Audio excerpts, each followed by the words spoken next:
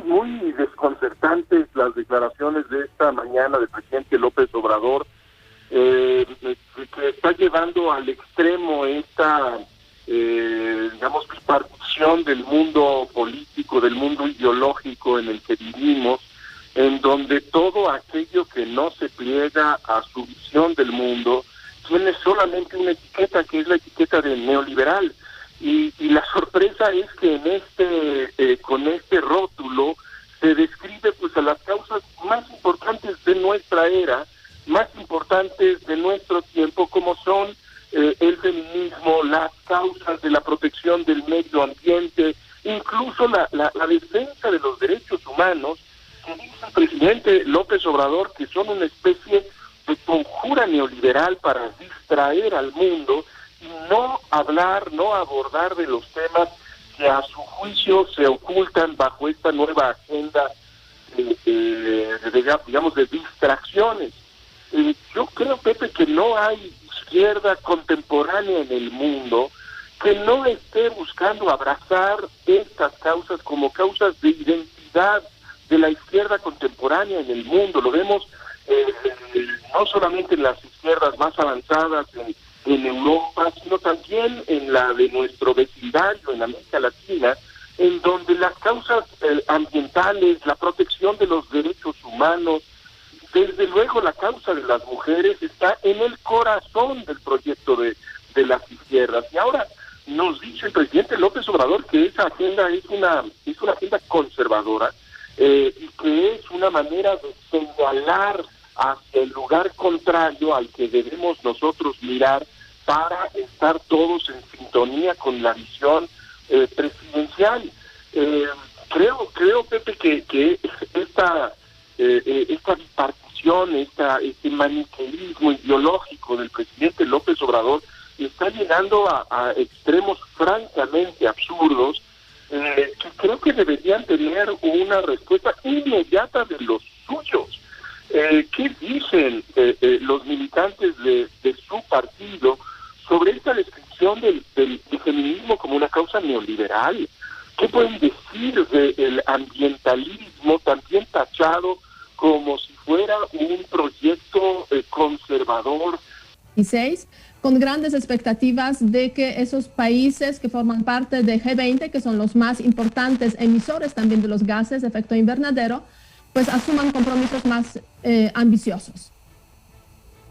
En ese sentido, cuando están hablando del tema de la pandemia, el enfoque de la cumbre del G20 de los países económicamente más poderosos será precisamente hablar de los términos en que debe ser reconstruida la economía mundial luego de lo que ha sucedido en los últimos 19, casi 20 meses, Beata.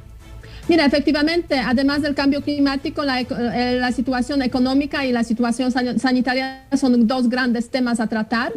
Y yo diría que lo fundamental es que pues haya acceso a las vacunas. Ya sabemos que en los países más desarrollados, el espacio de la Unión Europea, Estados Unidos, Canadá, muchos otros más desarrollados, pues sí se ha conseguido una vacunación alta, llegando incluso a 80% en el espacio de la Unión Europea, pero hay un déficit de vacunas para los países menos desarrollados, sobre todo cuando hablamos aquí de la región de África, incluso en varios países de América Latina, pues no hay ese acceso. Entonces va a haber un llamado, obviamente, de distribución más rápida y de compartir las vacunas que no son necesarias en los espacios más desarrollados. Vamos a ver cómo reaccionan a eso. Yo creo que eso no debe ser un problema grande en ese sentido en cuanto a la declaración final, porque ha habido varios compromisos ya y anuncios tanto de parte de los Estados Unidos como de la Unión Europea de compartir vacunas. Ahora el tema es la logística, cómo hacerlo para que lleguen rápido. Y otro gran tema, el crecimiento económico, desarrollo económico después de la pandemia, que se suma a una dimensión muy importante de este tema económico, la digitalización.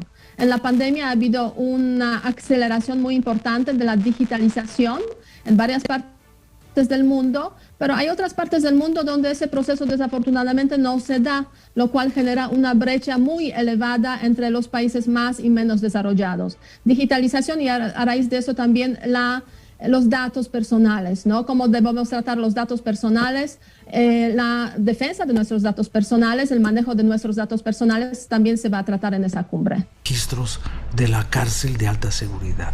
Nadie lo ha querido ir a ver. Todo lo demás son recursos de propaganda familiar, porque la familia pues siempre ha querido aprovechar cualquier situación para buscar la notoriedad. Y en este caso la consiguieron, pero la consiguieron solamente por 24 horas, Pepe, porque después se tuvieron que desdecir y retirar la recomendación, con lo cual eso en el lenguaje taurino se llama que pegaron un petardo. ¿Y para qué? ¿Para qué el presidente de la República asume la defensa del señor Colosio?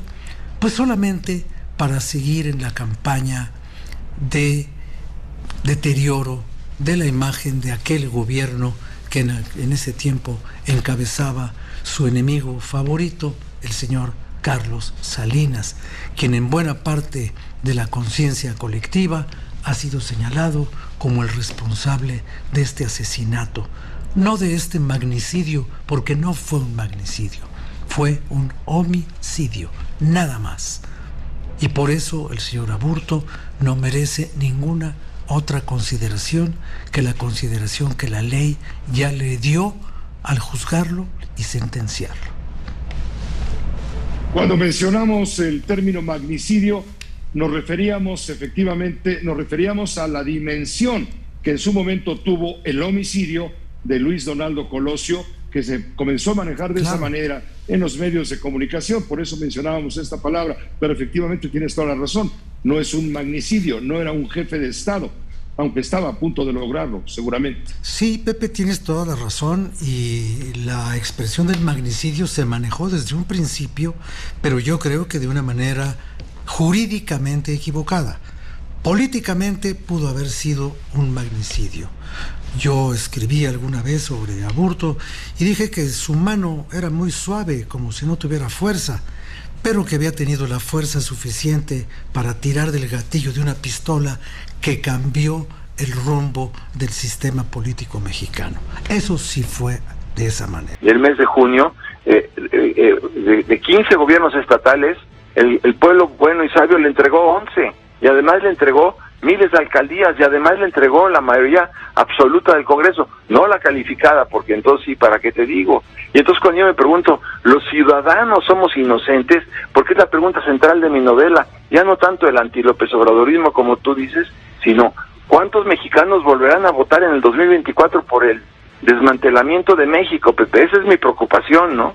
Entonces, claro, mi novela comienza con una fantasía, porque tenía que ser novela. La fantasía consiste en que Martinillo, el protagonista central de la novela, sueña que se está inaugurando el aeropuerto internacional de Texcoco, y sueña que sí, efectivamente hay 240 slots, o sea, lugares de estacionamiento para los aviones, cuando en el aeropuerto de Felipe Ángeles pues van a caber apenas 14 o 15 aviones cuando mucho. Y entonces sueña que viene en unas jaulas el doctor López-Gatell, no Gatell, para que no se confunda, pero sí Gatell.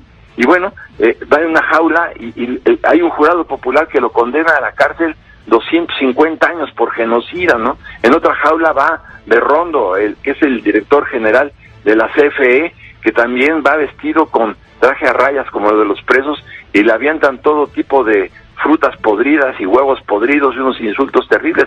Pero lo mejor es cuando el presidente, cuando está viendo también en su sueño cómo en la nueva gestión, porque Antonio M. Lugo Olea, en mi novela, o sea, AMLO, pierde la revocación del mandato, se tiene que ir a su rancho, de nombre muy popular, por cierto, y ahí es donde él piensa pedirle asilo en su sueño a Nicolás Maduro. O sea... Pero déjame preguntarte, Francisco, esta animadversión hacia Andrés Manuel López Obrador, que en el caso de tu novela se llama Antonio M. Lugo Olea, AMLO por sus siglas, esta animadversión, tanto al personaje real como al de la novela, no nubla tu objetividad, no es un arrebato obsesivo. No, Pepe, porque insisto en que si yo pusiera nada más el acento en eso, tendrías toda la razón en hacer la pregunta, pero yo estoy diciendo en esta novela que no hay culpas absolutas. Entonces hago todo un análisis del comportamiento social. ¿Cómo es posible que después de todo lo que acabamos de decir tenga una aceptación de 60%?